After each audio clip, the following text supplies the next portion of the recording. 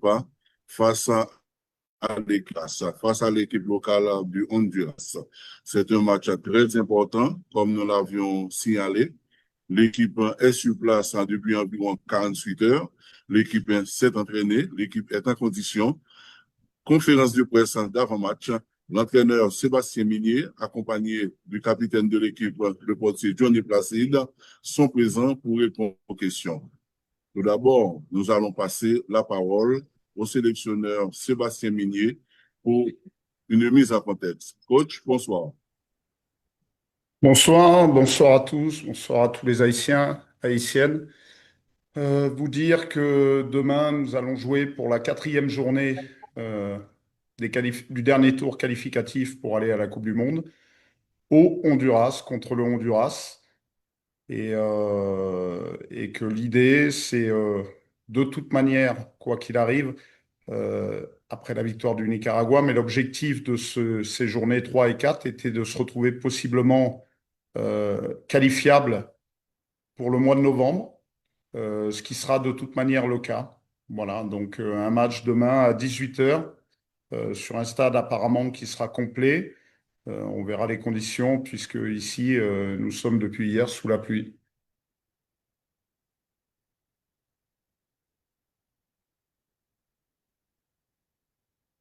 On n'entend plus. On ne Journaliste. t'entend plus. Oui.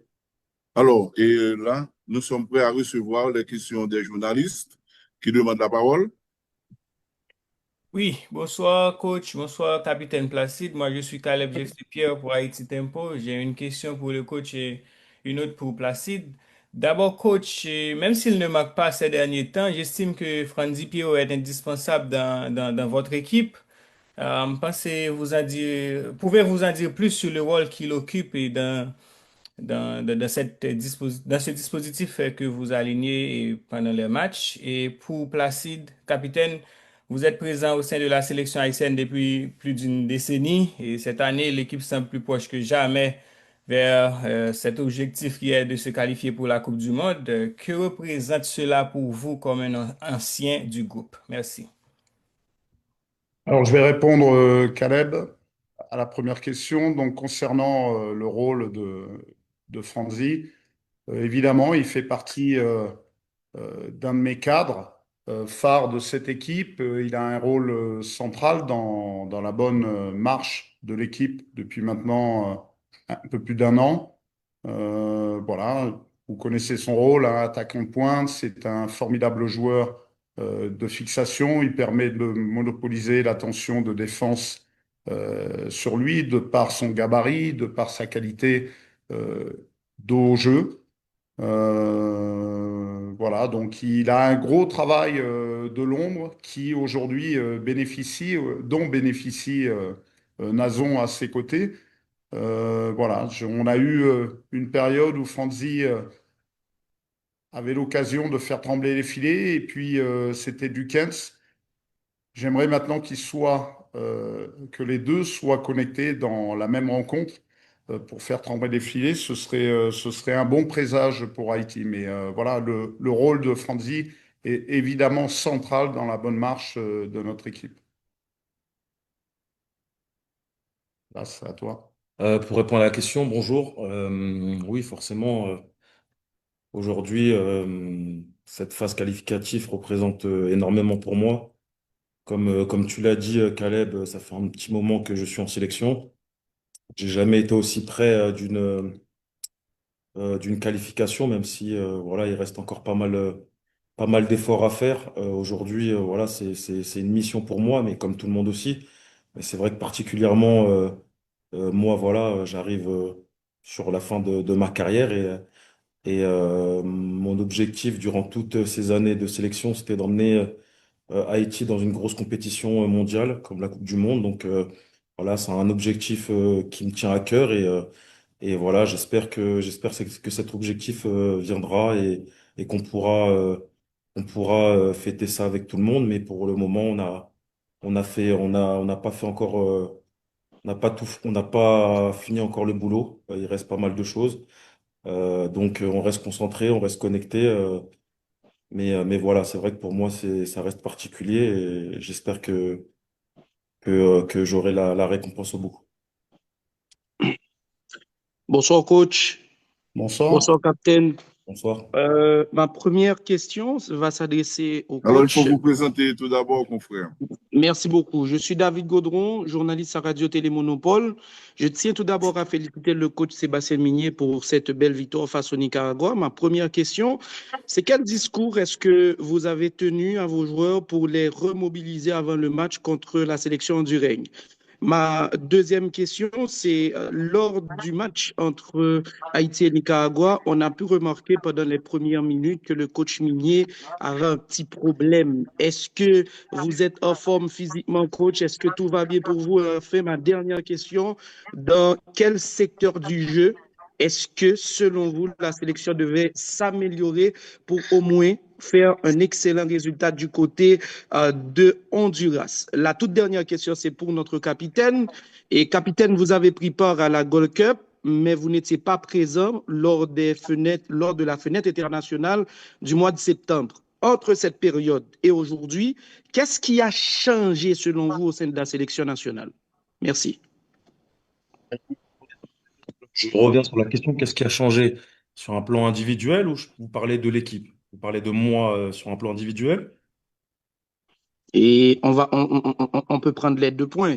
Si personnellement vous voyez qu'il y a quelque chose qui a changé pour vous, Ah non, non, non, c'est la question, c'est OK pour vous. elle était pas claire, c'est pour ça que je demande, c'est pour ça. Mais OK. je vais répondre sur, sur un plan personnel. J'avais un petit souci au niveau de la cheville. Donc c'est pour ça que j'ai pas pris part au premier rassemblement du mois de septembre. Donc je pense que j'avais besoin de ces 10 jours pour récupérer un peu de ma cheville. Voilà, je préférais, voilà, j'en ai parlé au coach, je préférais qu'il y ait un gardien qui soit là à 100% plutôt que moi à 50%.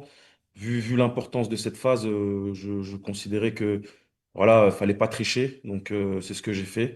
Et je suis content parce que les gardiens, que ce soit Alex ou que ce soit du Verger, se sont mis à contribution et ont permis aussi de prendre des points. Et je trouve que c'est important que tout le monde soit concerné.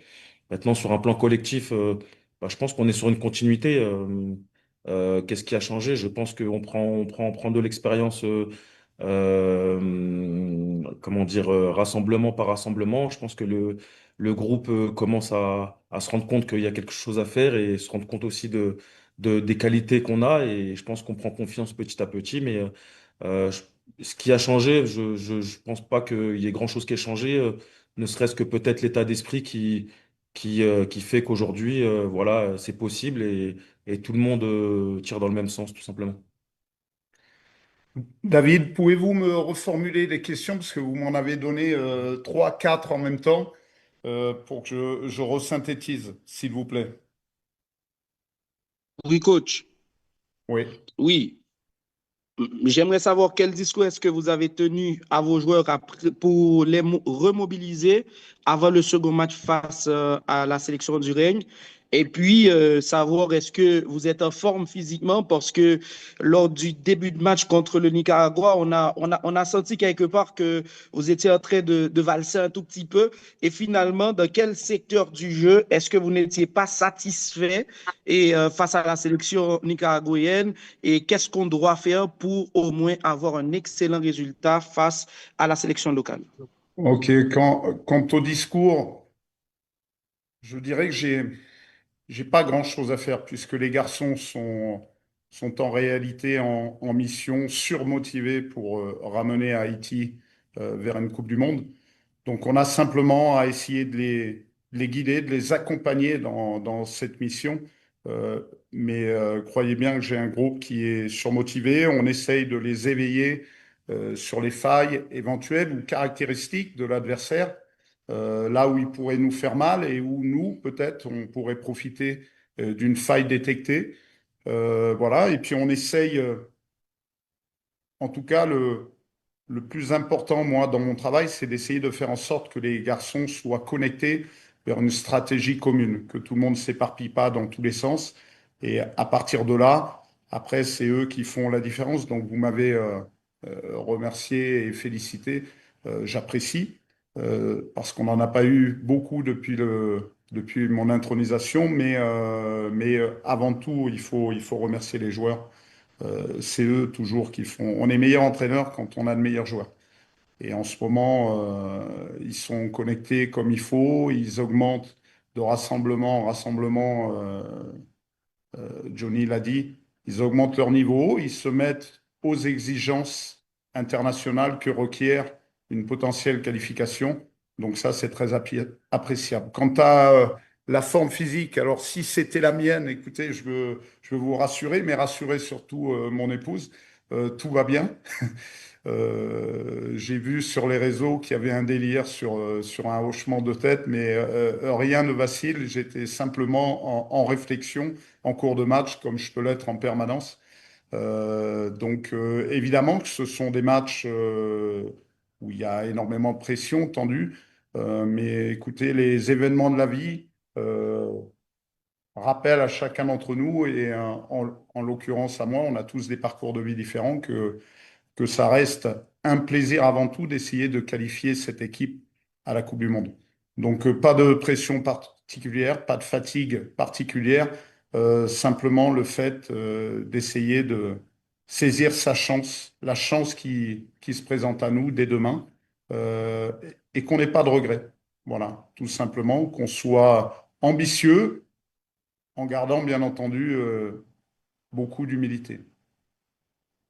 Et merci. Et vous suivez la conférence de presse d'avant-match du sélectionneur Sébastien Minier, accompagné de son capitaine et Johnny Placide. On dira ça à Haïti, c'est demain à Tegucigalpa. Nous allons enchaîner avec une autre question. Nos confrères doivent ainsi identifier quel média il représente et ensuite il enchaîne avec sa question. Allez-y. Bonsoir. Bonsoir, mon nom c'est Nathalie, je suis avec Foot Collé. J'ai une question pour l'entraîneur Sébastien Minier. Monsieur Sébastien, Monsieur Minier, le Honduras joue à domicile ce match très important avec beaucoup de pression de la part du public. On sait que tous les billets ont été vendus, le stade sera plein. Comment comptez-vous gérer cet aspect mentalement et tactiquement? Et une autre question pour Johnny Placide. Vous êtes l'un des plus expérimentés du groupe, l'un des plus anciens. Quel rôle jouez-vous pour motiver et encadrer les plus jeunes dans ce genre de rendez-vous? Merci. Merci Nathalie. Merci. Tout simplement, en acceptant cette mission en Haïti, je savais que tous les matchs auraient lieu à l'extérieur, puisque malheureusement, la situation ne me permet pas aujourd'hui de recevoir à domicile, ce qui est un énorme manque pour mes garçons, parce que le 12e homme n'est pas neutre. Maintenant, on a essayé de renverser la chose et de se servir de ces matchs à guichet fermé, avec une ambiance de feu pour se motiver. Les garçons, je leur rappelle régulièrement, euh, sont arrivés au haut niveau, et je leur demande de ne pas oublier que quand ils étaient gamins, c'était pour espérer jouer des matchs dans des ambiances pareilles. Donc on a cette chance-là. On va essayer de se servir de l'affluence dans le stade, même si elle sera pro-hondurienne, nous le savons, mais on va essayer de se servir de ça pour puiser une énergie supplémentaire, une force supplémentaire, et essayer de performer. On est aussi en mission, on le sait, rien n'est facile, je pense, pour l'Haïtien en général et pour notre équipe nationale. On essaye de se servir de ça aussi au niveau motivationnel. Voilà, je pense que les garçons sauront répondre présent. J'ai aucun doute à ce sujet.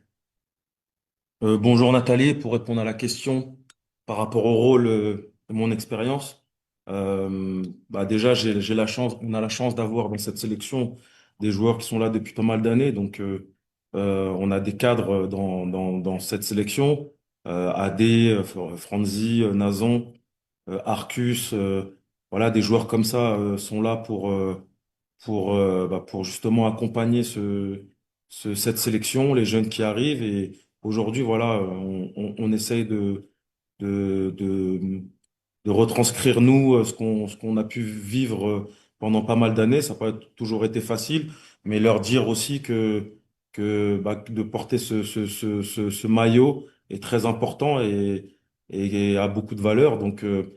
Euh, donc après, voilà, c'est pas un, un job difficile. Moi, je le fais aussi à Bastia. Donc voilà, c'est des petits mots de temps en temps avant les matchs. Mais voilà, on a la chance aussi d'avoir un groupe qui, euh, qui vit très très bien. Donc c'est plus facile pour nous d'intégrer les nouveaux joueurs ou les plus jeunes joueurs dans cette sélection.